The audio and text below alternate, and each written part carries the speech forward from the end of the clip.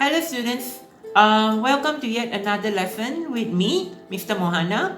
And for today's lesson, we are going to look at tips and tricks of writing narrative essays.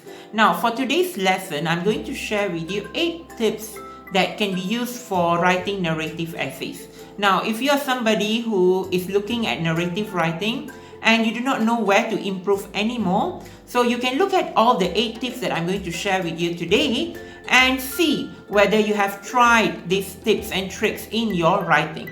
And if you have not tried, this is the time for you to start practicing. Now, without further ado, let's get started.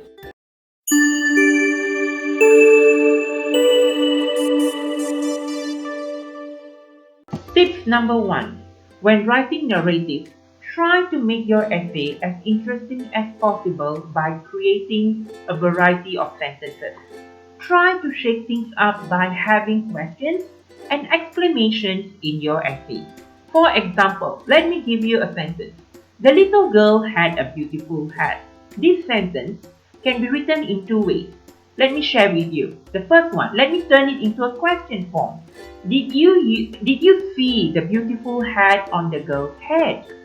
I repeat, did you see the beautiful hat on the girl's head? Okay, that is a question form. Now, let me try to create a sentence with an exclamation. That little girl was wearing the most beautiful hat ever. That little girl was wearing the most beautiful hat ever. Now, you see, one sentence, I wrote it in 2 different forms. One, I've used a question, another one, I've used an exclamation. So this is how you create a variety in your sentences when you are writing an essay. You can also include direct and indirect speech. So that is my first tip. If you have not tried this, please try after this. Now, let us move on to the second tip.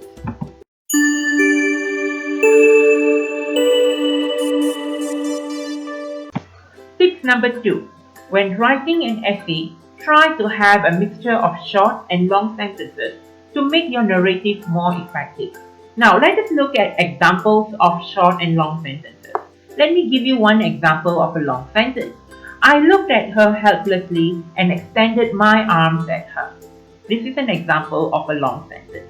A short sentence, she stopped, full stop, then it happened, full stop. Okay, these are the two examples of short sentences.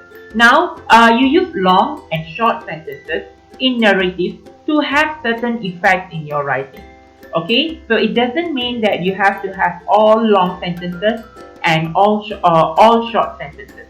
You can have a mixture, a variety, create a variety in your essay. So after this, try to look at the essays that you have written previously. Check whether you have had a mixture of short or long sentences in your essay. If you haven't had any, after this, try to practice by having a mixture of short and long sentences. Now, let us move on to tip number 3.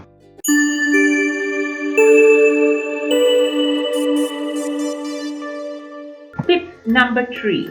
Try to replace the general words with impressive action words. Now, you look at words like walked, run, stood, eat, and looked. These are some of the general words which are most frequently used in essays. Try to replace these words with a more impressive one or a more specific one so that your ideas would come true. For example, instead of using the word walked, you can actually use trudged, strolled, pad, or stride. And instead of using the word run, try to look for a more specific word to replace the word run. For example, sprint, dashed, scamper.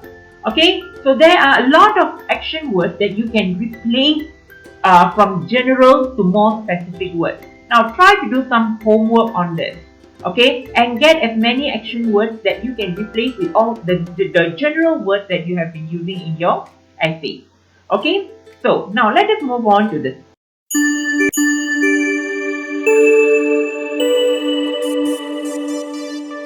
Now, tip number 4 is the use of effective sensory details in your narrative. Now, sensory details, there are 5. What did you see? What did you hear? What did you touch? and what did you smell and taste. Now, this is not just a touch and go details, okay, but you need to give a more specific details on what did you see. For example, look at the sentence that I've given for what did you see. The brown spotted giraffe feeding on leaves on trees is really an amazing sight. So you see the brown spotted giraffe. I added details about giraffe. Now, what did you hear? The cat purred and mewed when it was hungry. What did you touch? The mischievous kitten scratched the wooden chair, leaving long, ugly marks. Okay, so sensory details. So these sensory details, if you want to learn more, there are a lot of websites that provide you examples of sensory details. Try to go and Google it up and learn some sensory details and write them up. And when you're writing your essay, try to use some of them, okay, which may be quite helpful in bringing out ideas for writing. Alright?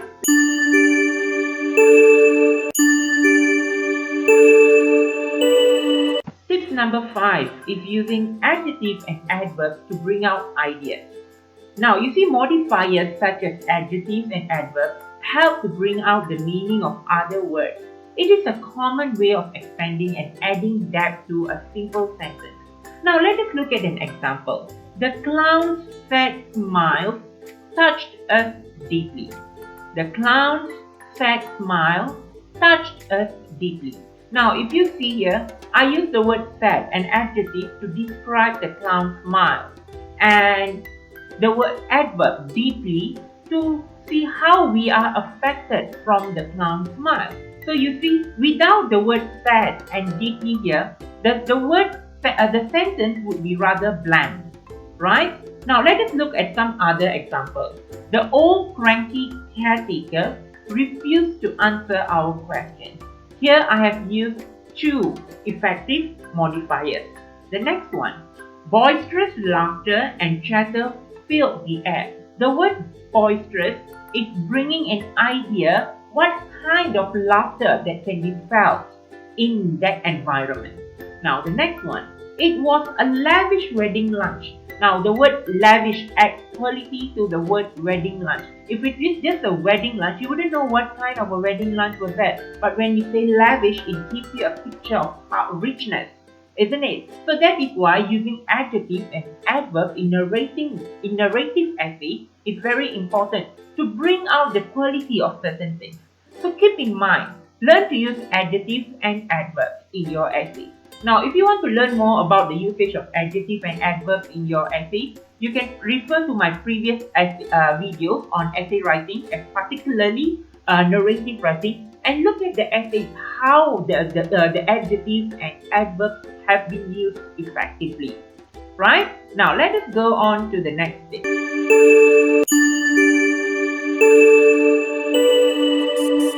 Tip number 6. Try to use double and triple emphasis to bring depth into your idea, or to bring depth in the details. Now, adding double and triple emphasis in your essay also helps to intensify a situation or feeling. For example, let me give you a few sentences. She felt broken and defeated. Their first meet on an afternoon was filled with sound and sunshine. These two sentences have examples of the use of double emphasis. Now, let us look at the third one. Things have turned out to be devastating, horrible, and irremediable. This is the effective use of triple emphasis. Now, if you want to learn more about it, you can Google it up, or I'm going to share about this in my next lesson. So just wait for it.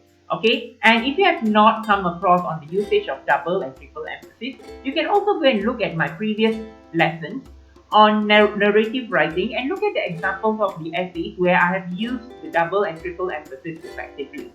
Right? Okay, let us go to the next.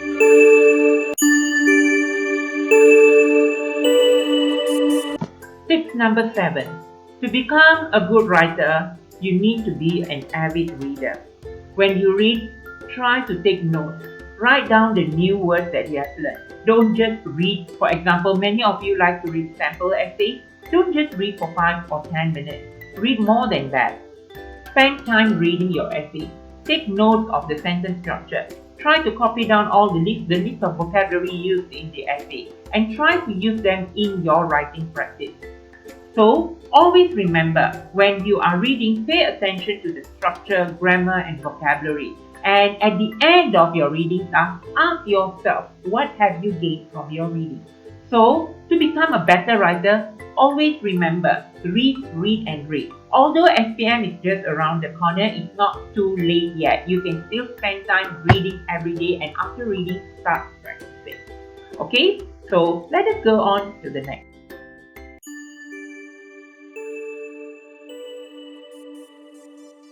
Tips number 8. To be able to write well, you have to practice. You have to write, write, and write besides reading. Now, practice writing every day. Every single day, try to write something, even if it's just a short paragraph. That will be very helpful. And when you are writing, try to practice your writing skill with an objective in mind.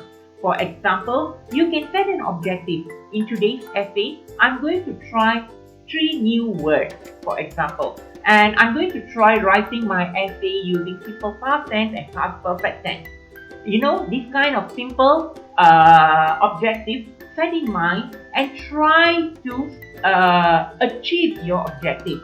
You do not practice blindly without knowing what you want to improve. That is the most important thing. So, make sure you practice writing with an objective. Well, that is all for today's lesson. I hope the tips and tricks that I've shared with you today would be helpful to you to practice writing your narrative essay to further improve your writing skills. And till I see you again in my next lesson, thank you and bye.